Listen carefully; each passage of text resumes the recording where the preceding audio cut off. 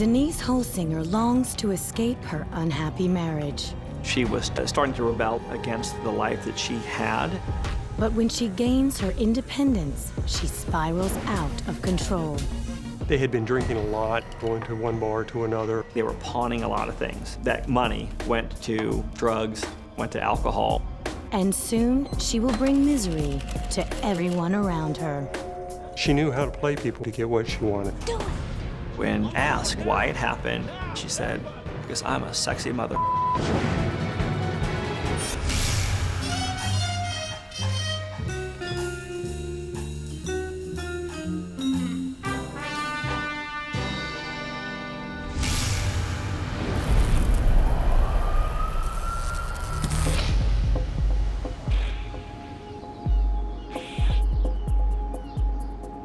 Virginia Beach, an oceanfront playground in the shadows of the world's biggest naval base. This 35-mile swath of coastline is a huge draw in the southeast corner of Virginia. It swells to millions in the summertime. It can be lively at the oceanfront. The city prides itself in having one of the lowest crime rates in the entire United States. But on the night of June 30th, 1994, a senseless crime rocks the community. 4 people have been murdered inside a beloved local tavern called the Witchduck Inn. Police race to the scene in the early morning hours. All of our victims were shot in the head, execution style, and the cash registers were empty. I spent 16 years in homicide, and by far, this was the worst crime scene I'd ever seen.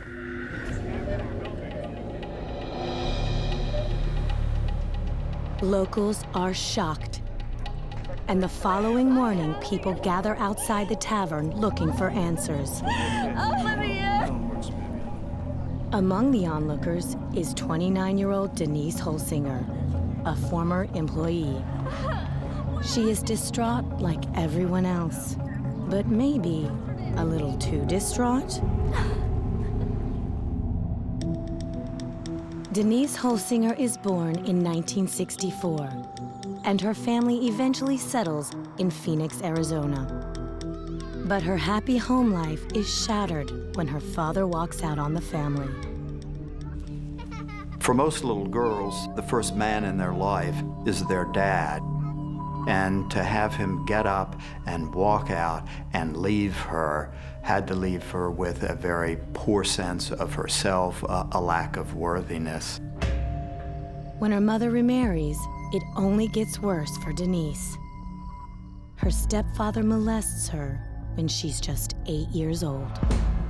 She had questions about it, and the stepfather always said, "Don't worry, this is what dads and daughters do." And she bought it.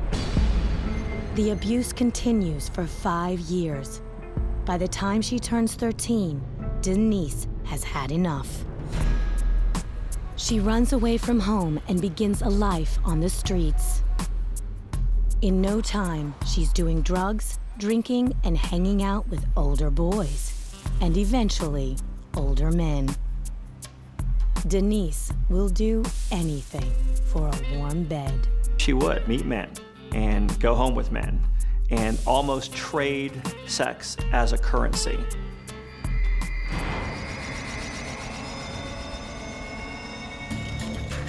Keenly aware of the power she has over men, Denise begins exotic dancing. But it's a dangerous way to live. Men often take advantage of Denise.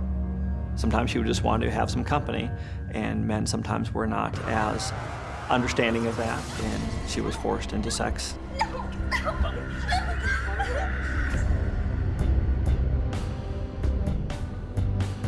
She begins gaining weight, perhaps as a sort of defense mechanism. Denise was changing her body image in a way to protect herself from unwanted attractions that might lead to sexual assault and further victimization.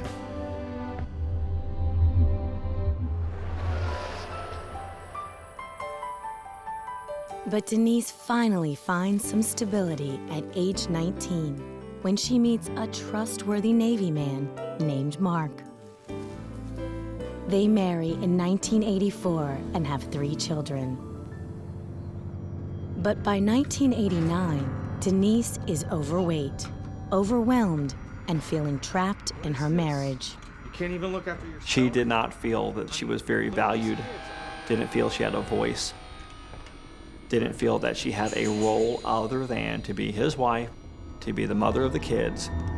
Denise relies on an old remedy for the pain.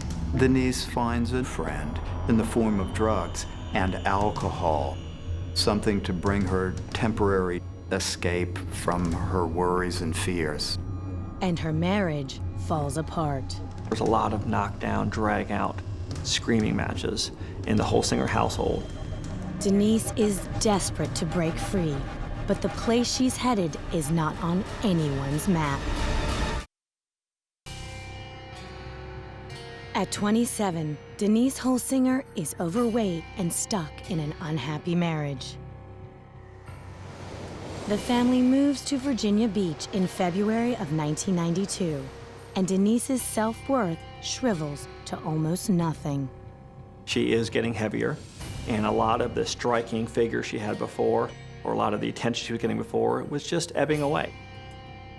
Fed up, she decides to get gastric bypass surgery. When she shrunk, she became literally half the woman she was before. Here is a liberated, powerful, capable, effective human being, the person she wanted to be.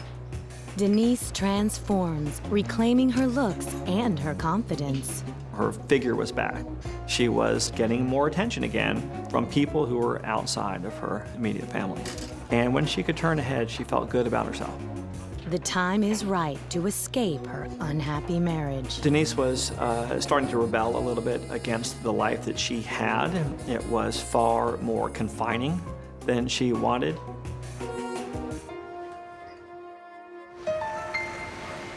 And in May of 1994, she leaves her husband and 3 young children for good.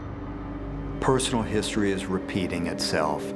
Denise was abandoned by her dad. She's also abandoning her caregiving responsibility to her own children.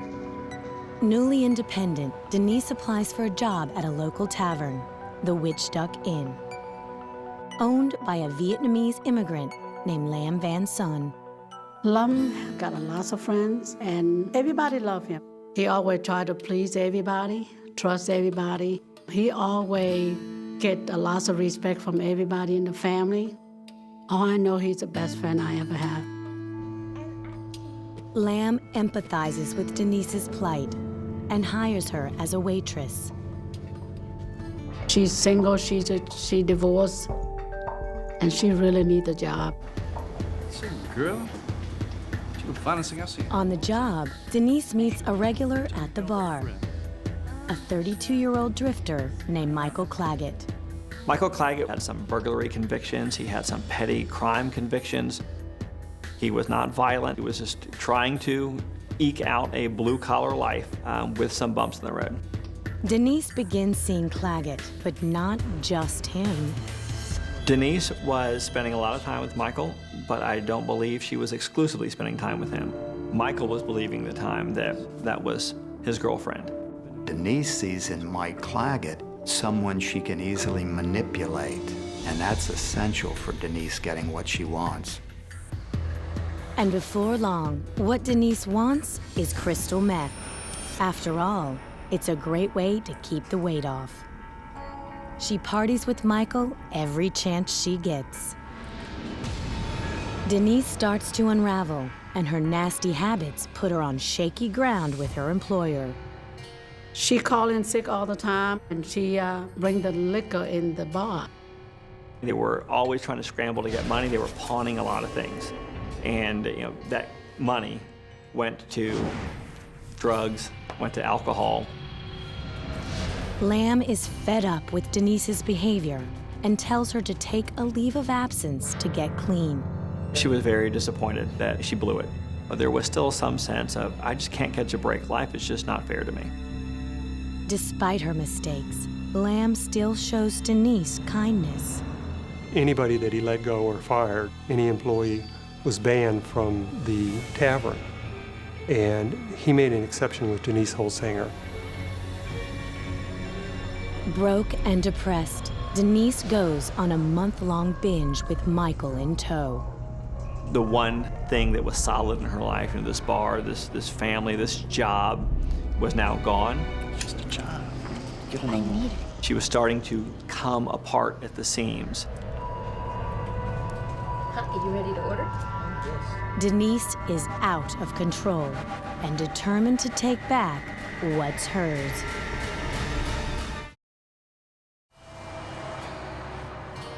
In June of 1994, Denise Holsinger and her boyfriend Michael Claggett are on an epic bender. At the end of the month, the couple enjoys an intimate birthday celebration for Michael. What would you do for me? Anything. And after, Denise tells him her plan to keep the party going. Denise brought up the idea that it would be good for them to rob the Witchduck Inn. There was some thought that it was Navy payday. And if they hit that bar, they could walk away with a lot of money. Michael knows this is dangerous, but Denise seduces him into playing along. It was like it was just being soaked into his brain, and he was almost automatically kind of going along with what she was saying. Michael grabs his roommate's .357 revolver, and they head over to the Witchduck Inn. Denise cases the joint, while Michael anxiously waits outside. She went in, turned through the bar, came back out, and said there were 4 people in there. She knew them all. When the two enter, Denise locks the door behind her. It's just before midnight at the tavern. Lamb Van's son works in the back as the crowd dies down. It's go time. Do it. Just do it. He was kind of hesitant, and Denise kept looking over to him and mouthing to him, Do it. "Do it." I think at that time, Michael finally got the courage to do it. Everybody down! On the floor now! Michael Claggett hurdles the bar. He is tall, lands on that bar, and pulls out the gun. Now! You! Everybody! You! Out! Out! Go. Come on, let's go. Everybody. Let's go. Denise runs in and starts cleaning out the cash register, starts throwing all the money into her purse. One of the remaining patrons is a former Navy Down man, on the ground, man! and he doesn't take Denise and Michael seriously. He's pointing a .357 revolver right at Wendell Parrish's face. I ain't playing with you, man. Get on the ground, now! And Wendell Parrish looks at him and says, "Do it." You have to shoot me. Now! You! Out! Out! Denise Holsinger and Michael Claggett are holding patrons of the Witchduck Inn at gunpoint. Not getting on the When ground. Navy man Wendell Parrish doesn't comply with their demands, the robbery takes a deadly turn. Wendell Parrish remained in his seat. I ain't playing with you, man. Get on the ground, now! Shoot me. You have to shoot me. On the ground, man! And Michael Claggett pulled the trigger. That was the first person to die. Come on, kill them. Kill them all. One by one, Michael points the gun at each of their heads and pulls the trigger.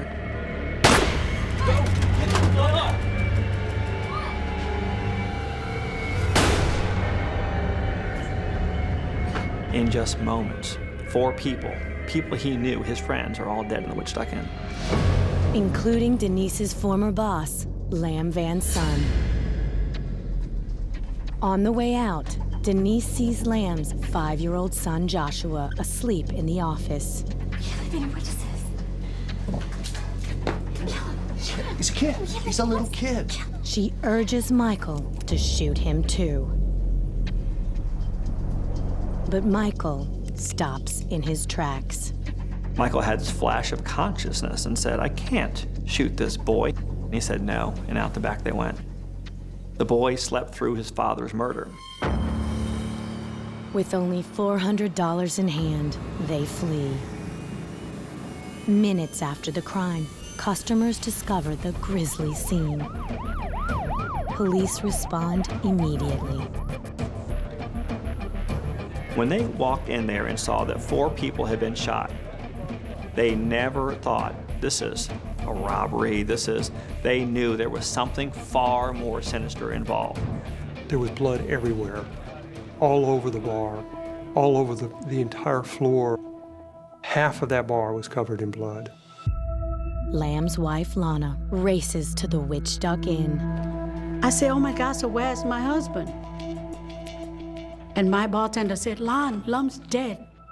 I screamed so loud and I leaned against the wall in the back, and I think a couple policemen would try to hold on to me because I would about fall down. All I got in my mind that time just, my God, I lost a best friend.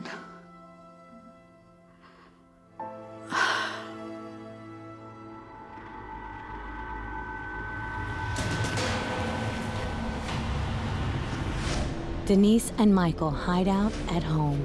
They turned on the television there, and they watched the news coverage of us investigating the killings at the Witchduck Inn.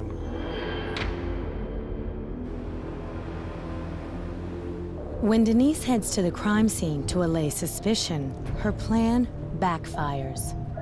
Police hone in on her as a potential suspect. She was acting a little strange. She was really over the top. Yesterday, I think. She can't believe it. She is wailing. These are her friends. How could somebody do it? Full of remorse, Michael joins the crowd and consoles Lana.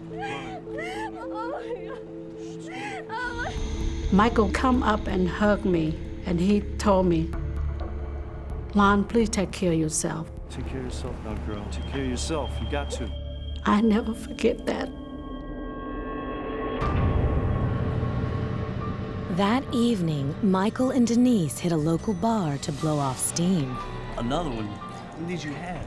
They've gotten $400 for killing 4 people, $100 a life. We got $400. She is sucking down these white Russians with blood money. Look, you can get 6 Thank beers for you. what you pay for that one drink. All right? Shut You up. do this every time we go out. Look, you do what you want to do. I will. You do what you want to do. I've had it. Look, get your own way. Michael leaves the bar alone. Less than 24 hours after the murder, police spot Denise in her car and pull her over.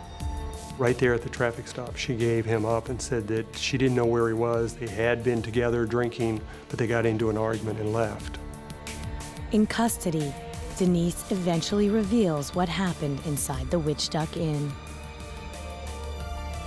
Denise was asked, why would Michael Claggett kill his friends for you? And she sat up in her chair and looked directly at the detectives and he said, because I'm a sexy mother. Authorities hunt down Michael Claggett. The uniform officer ran across him just a short distance away from his condo. He was laying in a bush sleeping. He is arrested and makes a full confession, admitting he was sucked into Denise's sinister plan. Yeah, I carried it out. I killed all 4 of them. And I knew them all. He became very emotional. He started crying, told me how he killed everyone. He kept telling me that Lan Van Son was his friend, that everybody in that bar was his friends, that he had killed them. And he was extremely remorseful for what he had done. They both deny murder was ever part of their original plan, but police don't buy it. They were going to rob the Witchduck Inn. Everybody in that bar was going to have to die because everybody knew them. No one who knows her can believe Denise was capable of plotting such a brutal crime. I didn't know Denise was involved in it. I was shocked. I cannot believe it. I cannot believe it. Triggerman Michael Claggett is convicted of first-degree murder and is sentenced to death by electric chair. I knew I was going to be found guilty, and I knew most likely I was going to get the death penalty. On July 6, 2000, almost 6 years to the day of the brutal slaying, Michael Claggett is put to death. Denise Holsinger pleads guilty and is sentenced to over 5 consecutive life terms with the possibility of parole. Denise Holsinger used what she had, her looks, her persuasion, to manipulate Michael Claggett. She turned him into a follower because without her, those people would be alive today. All Denise wanted was her freedom, and now it's likely she will spend the rest of her life behind bars. And Lana's son will always struggle with the loss of her husband. But I do miss him every day. Matter of fact, I still wear his wedding band. And I start realizing that every day, at least, I still have my son.